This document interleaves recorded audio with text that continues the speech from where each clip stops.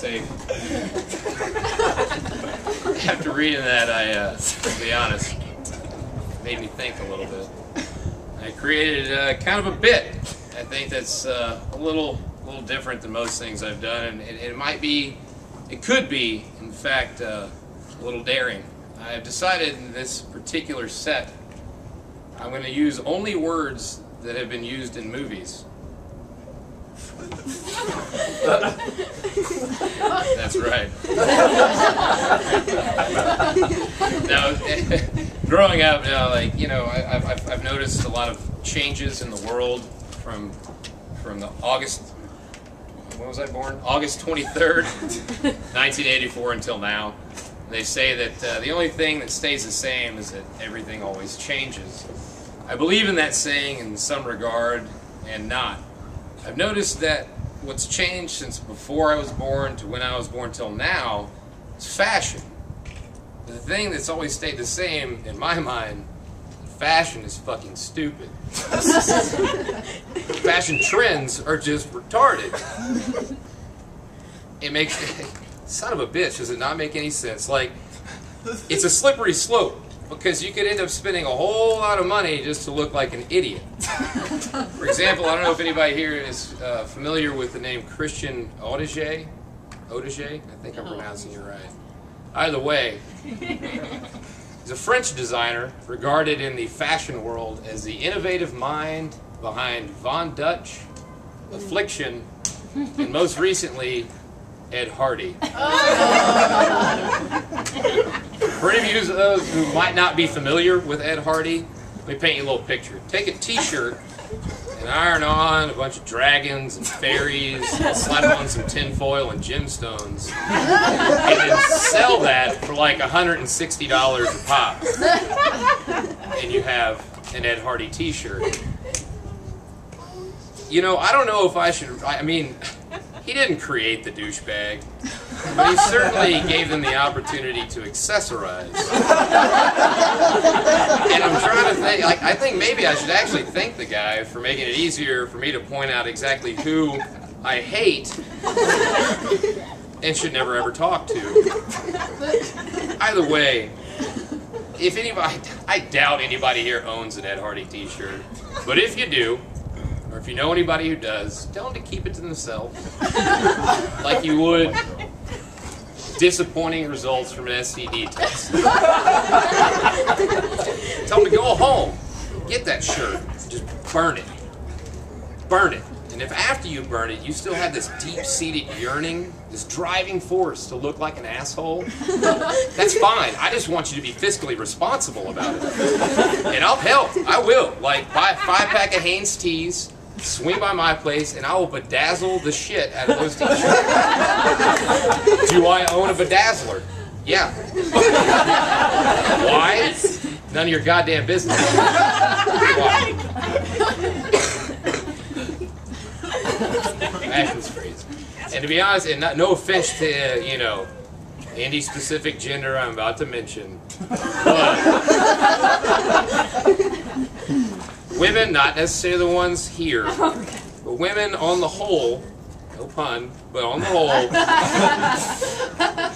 the fashion world has you guys in a stranglehold.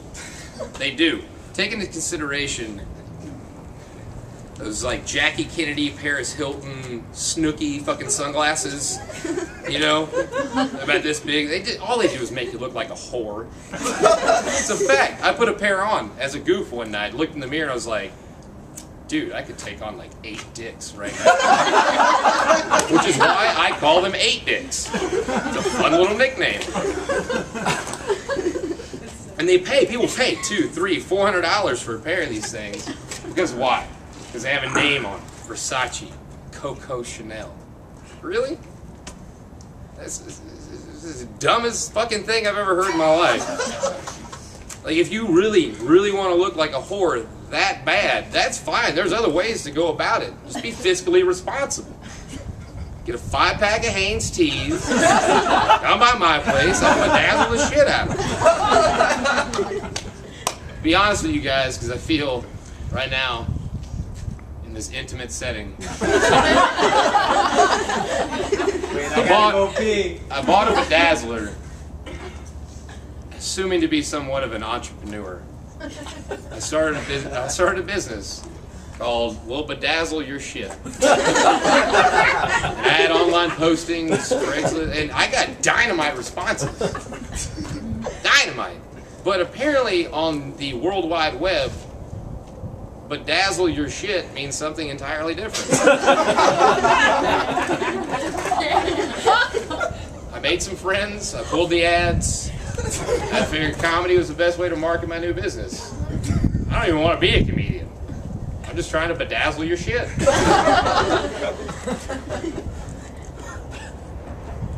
Which brings me back to being a kid.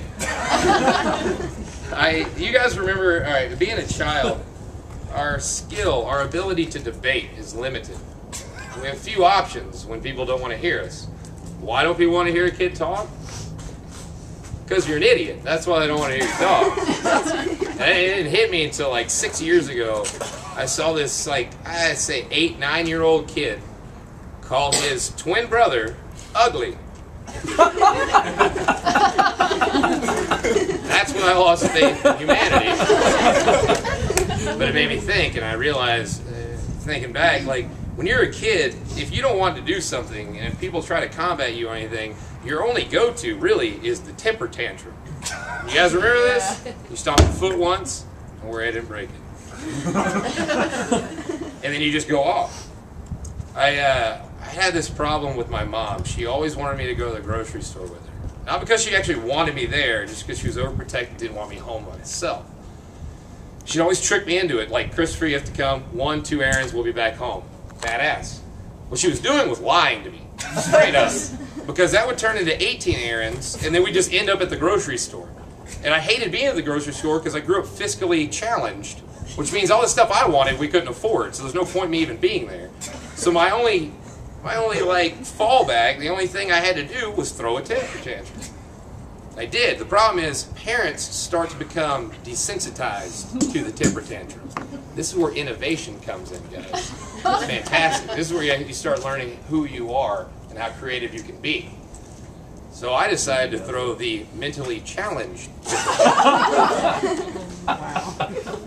Now the best part about this is my mom has never fully understood the way my mind works or my sense of humor. So she's just sitting there thinking she has to deal with her kid that's acting out, while the rest of the world is turning around and looking at a middle-aged white woman shaking the shit out of a retarded kid.